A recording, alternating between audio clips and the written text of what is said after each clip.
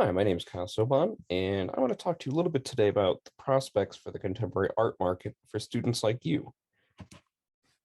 So, what does the market look like today? It's good to know before we delve into career prospects in it. So, we see a lot of vertical segmentation in the market, and art economist Dr. Alessio Zorloni describes distinct markets with little to no mutual interaction. And this is because contemporary art encompasses a great many forms of media.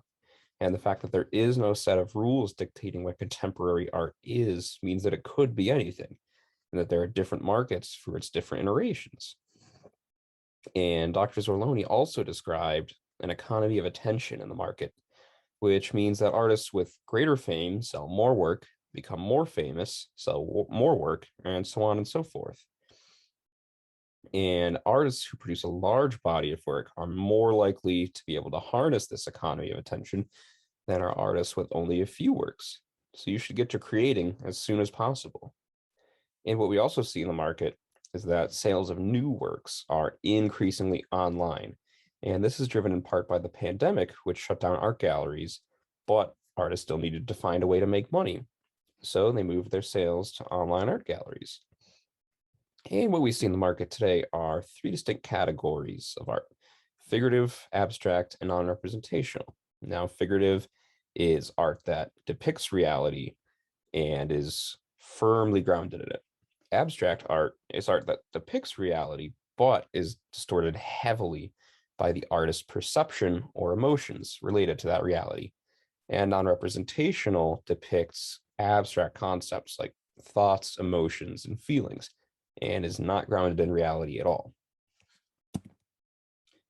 So, in order to investigate exactly what the market looks like today, I surveyed four major online contemporary art galleries. I randomly selected 40 works of art and I qualified them and recorded their prices.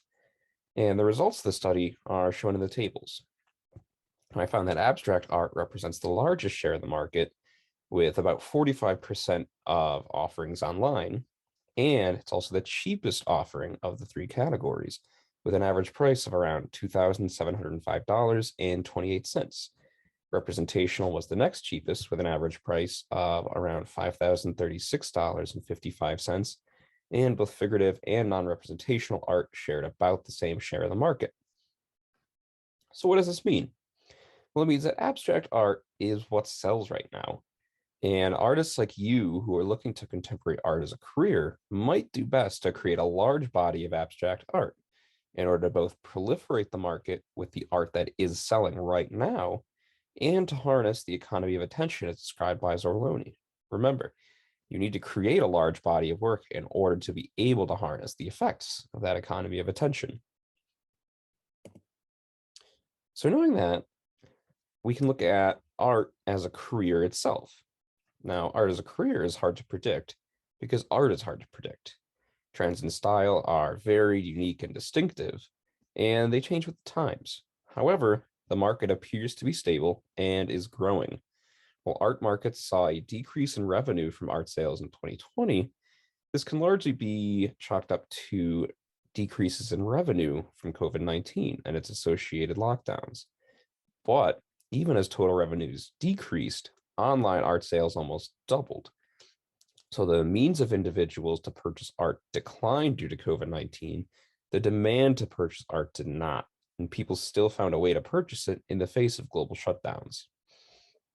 And we can also see that the US Bureau of Labor Statistics predicts a 14% growth in available jobs for artists over the next 9 years, which is great. That is far outpacing the average in the United States.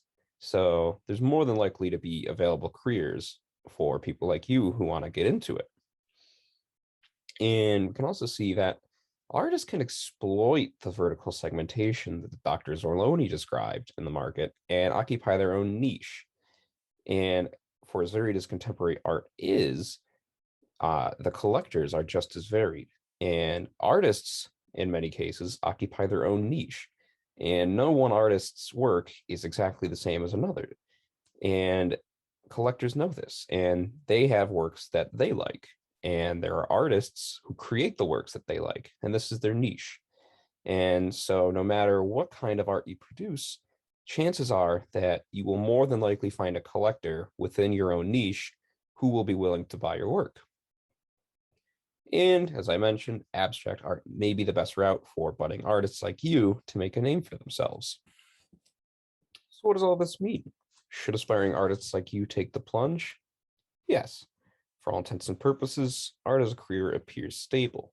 And as the economy recovers, we can expect more capability among buyers and more demand. However, you should bear in mind that as you create your large body of work, that there may be a period of time where you don't have buyers for it. And so you will likely spend this time without much revenue. And you should be prepared for this. But that's okay. As I mentioned, you will eventually more than likely find a collector within your niche to buy your work. So, what are your next steps? Well, as I mentioned, you should get to creating your body of work and you should start to populate online art galleries with your work so that collectors can discover you and you can begin to build your niche following. So, here are two more additional resources. The first goes over the art market in great detail and more detail than I do here. And the second details what's next for contemporary art and predictions for trends in the 2020s. And here are the works that I cited in this presentation. Thank you.